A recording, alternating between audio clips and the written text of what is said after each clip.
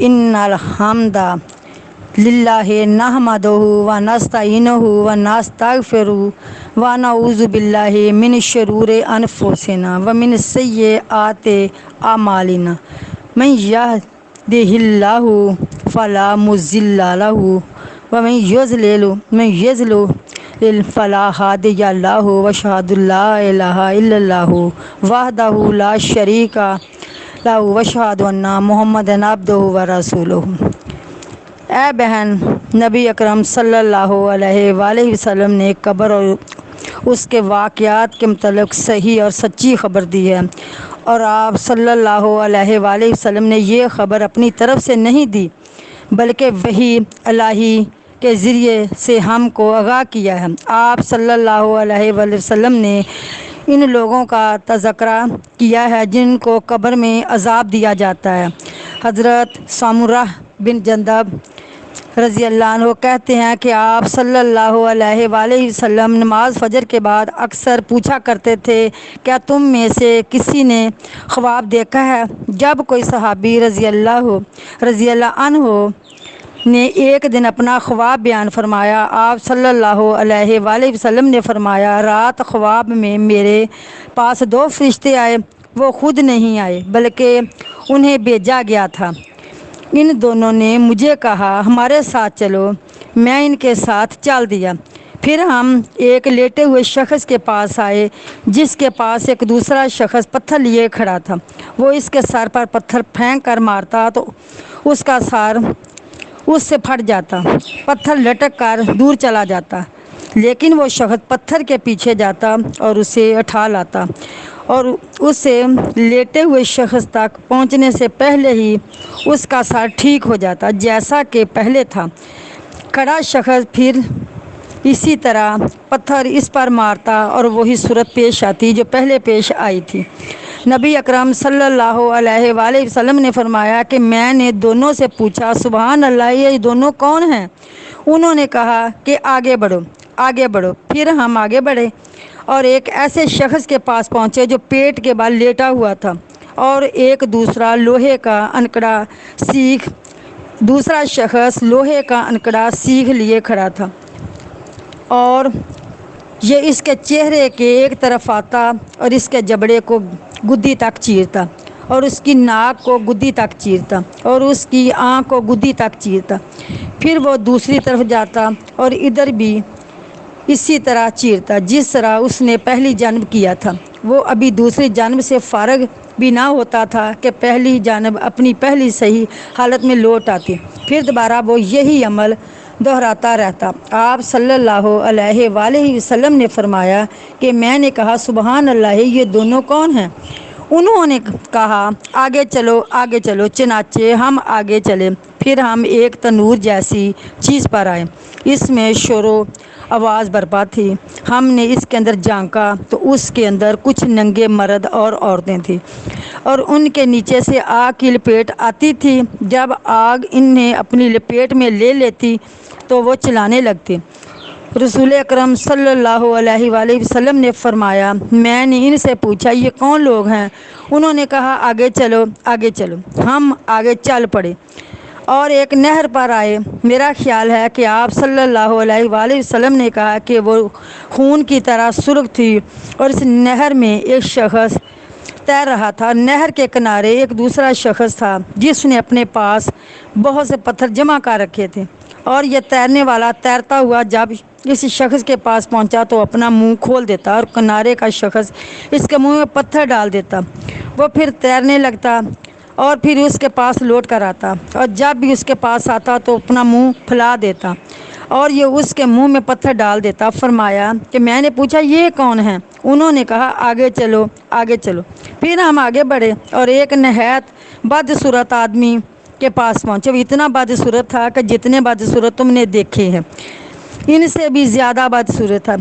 اس کے پاس آگ جل رہی تھی، وہ اسے جلا رہا تھا اور اس کے چاروں طرف دوڑتا۔ فرماتے ہیں، میں نے پوچھا، یہ کیا ماجرا ہے، یہ کیا ہے؟ انہوں نے کہا، آگے چلو، آگے چلو۔ ہم آگے بڑھے اور ایک ایسے باغ میں پہنچے جو ہرا بھرا تھا اور اس میں موسم بہار کے سب پھول تھے اس باغ کے درمیان میں بہت لمبا ایک شخص تھا، اتنا لمبا تھا کہ میرے لیے اس کا سار دیکھنا مشکل تھا۔ اس شخص کے چاروں طرف اتنے زیادہ بچے تھے کہ اتنے کبھی نہیں دیکھے تھے۔ آپ صلی اللہ علیہ وآلہ وسلم نے فرمایا، میں نے پوچھا یہ کون ہیں، یہ بچے کون ہیں؟ انہوں نے کہا آگے چلو آگے چلو۔ ہم آگے بڑھے اور ایک عظیم الشان باغ تک پہنچے۔ میں نے اتنا بڑا اتنا خوبصورت باغ کبھی نہیں دیکھا تھا۔ ان دونوں نے کہا اس پر چڑھیے۔ ہم اس پر چڑھے تو ایک شخص دکھائی دیا جو اس طرح بنا تھا ایک شہر دکھائی دیا جو اس طرح بنا تھا کہ اس کی ایک اینٹ سونے کی تھی اور ایک اینٹ چاندی کی۔ ہم شہر کے دروازے پر آئے تو ہم نے اسے کھلوایا اور ہمارے لیے کھولا گیا اور ہم اس میں داخل ہوئے۔ ہم نے اس میں ایسے لوگوں سے ملاقات کی جن کے جسم کا نصف حصہ تو نہایت خوبصورت تھا اور دوسرا نصف نہایت بدصورت۔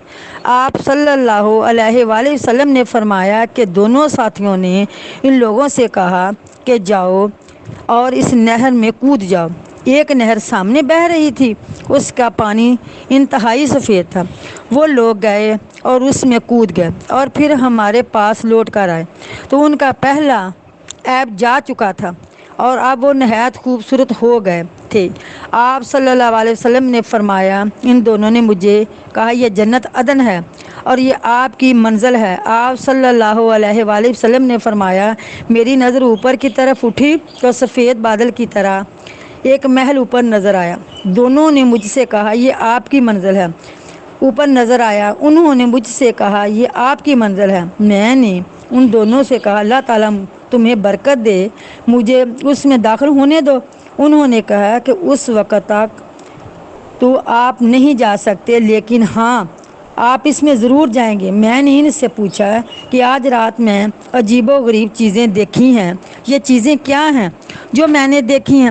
انہوں نے کہا ہم آپ کو بتائیں گے۔ پھر انہوں نے بتایا کہ پہلا شخص جس کے پاس آپ گئے تھے، جس کا سر پتھر سے کچلا جا رہا تھا، یہ وہ شخص ہے جو قرآن سیکھتا تھا اور پھر اسے چھوڑ دیتا، پھر نماز کو چھوڑ کر سو جاتا، پھر فرض نماز کو چھوڑ کر سو جاتا۔ اور وہ شخص جس کے پاس آپ آ گئے، جس کا جبڑا ناک اور آنکھ گدی تک چیری جا رہی تھی، یہ وہ شخص ہے جو صبح اپنے گھر سے نکلتا اور جھوٹی خبر تراشتا جو دنیا میں پھیل جاتی، اور وہ ننگے مرد اور عورتیں جو تنور میں آپ صلی اللہ علیہ وسلم نے دیکھے، وہ زناکار مرد اور عورتیں تھیں۔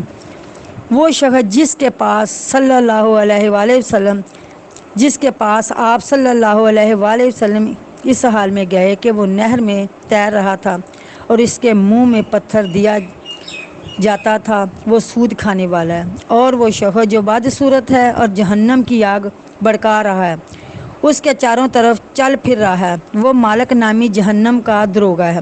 اور وہ لمبا شخص جو باغ میں نظر آیا، وہ حضرت ابراہیم علیہ السلام ہیں، اور جو بچے ان کے چاروں طرف ہیں تو وہ بچے ہیں جو بچپن ہی میں فطرت پر مر گئے ہیں۔ بعض مسلمانوں نے پوچھا، اے اللہ کے رسول صلی اللہ علیہ وآلہ وسلم، کیا مشرکین کے بچے بھی ان میں داخل ہیں؟ تو آپ صلی اللہ علیہ وسلم نے جواب دیا، ہاں مشرکین کے بچے بھی ان میں داخل ہیں۔ اب رہے وہ لوگ جن کا آدھا جسم خوبصورت آدھا بدصورت تھا، تو یہ وہ لوگ تھے جنہوں نے اچھے عمل کے ساتھ برے عمل بھی کیے۔ اللہ تعالیٰ نے ان کے گناہوں کو بخش دیا۔ مذکورہ بالا حدیث سے درج ذیل باتیں ثابت ہوتی ہیں۔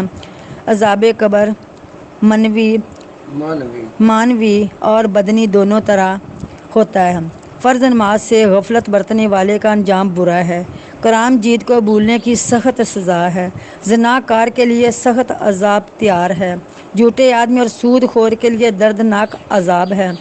اسی موضوع کی ایک روایت حضرت ابو امامہ باہلی رضی اللہ عنہ سے روایت ہے کہ اللہ کے رسول صلی اللہ علیہ وآلہ وسلم نے فرمایا، ایک مرتبہ میں سویا ہوا تھا کہ میرے پاس خواب میں دو آدمی آئے۔ انہوں نے میرے کندھے سے مجھے پکڑا اور ایک بہت اونچے پہاڑ کے پاس لے گئے۔ انہوں نے کہا چڑھ۔ میں نے جواب دیا میرے لیے مشکل ہے۔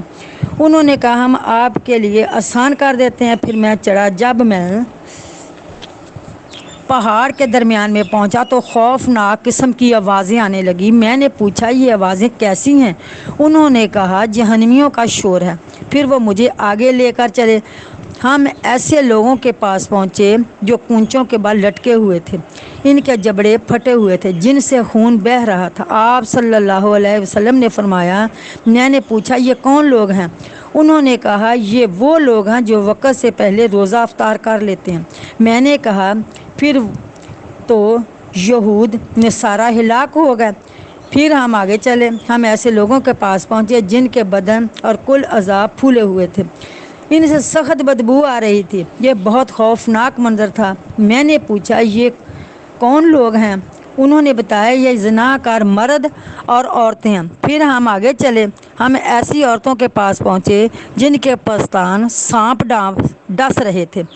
میں نے پوچھا ان کا کیا ماجرا؟ انہوں نے کہا یہ اپنے بچوں کو دودھ نہیں پلاتی تھی۔ پھر ہم چلے۔ ہم ایک ایسی جگہ پہنچے یہاں بچے دو نہروں کے درمیان کھیل رہے تھے۔ میں نے پوچھا یہ کون ہیں؟ انہوں نے بتایا یہ مومنین کے بچے ہیں۔ پھر ایک بلند جگہ چڑھے، وہاں ہم نے 3 بندوں کو صاف شراب پیتے دیکھا۔ میں نے پوچھا یہ کون ہیں؟ انہوں نے بتایا یہ جعفر، زید اور عبداللہ بن رواح رضی اللہ عنہم ہیں۔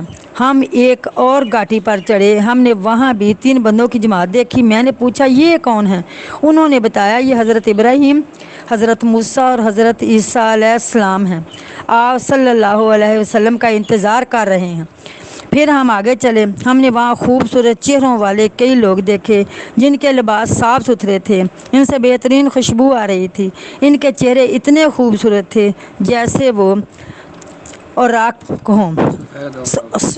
وہ سفید اوراق ہوں۔ میں نے پوچھا یہ کون لوگ ہیں؟ انہوں نے بتایا یہ لوگ صدیقین، شہداء اور صالحین ہیں۔ پھر ہم آگے چلے۔ ہم نے کچھ مردوں کو دیکھا جن کے بدن اور سارے اعضاء پھولے ہوئے تھے، ان سے بہت گندی بدبو آ رہی تھی۔ میں نے پوچھا یہ کون ہیں؟ انہوں نے بتایا یہ کافروں کی لاشیں ہیں۔ پھر ہم آگے چلے۔ ہم نے ایک اور جگہ دھواں دیکھا اور شور و گل کی آوازیں سنی۔ میں نے پوچھا یہ کیا ہے؟ انہوں نے بتایا یہ جہنم ہے، اسے چھوڑیے اور آگے چلیے۔ ہم آگے بڑھے۔ ہم نے کچھ لوگ دیکھے جو درخت کے سائے تلے سوئے ہوئے تھے۔ میں نے پوچھا یہ کون ہیں؟ انہوں نے بتایا یہ مسلمانوں کے مردے ہیں۔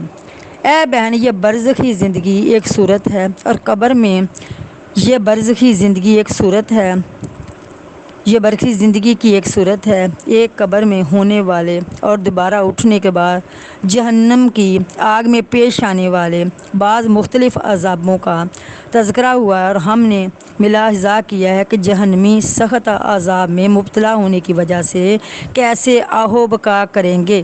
نیز اس حدیث میں یہود و نصارہ کی فاسد باتوں پر ان کو ڈانٹ ڈپٹ بھی ہے، خاص طور پر روزے کے معاملے میں۔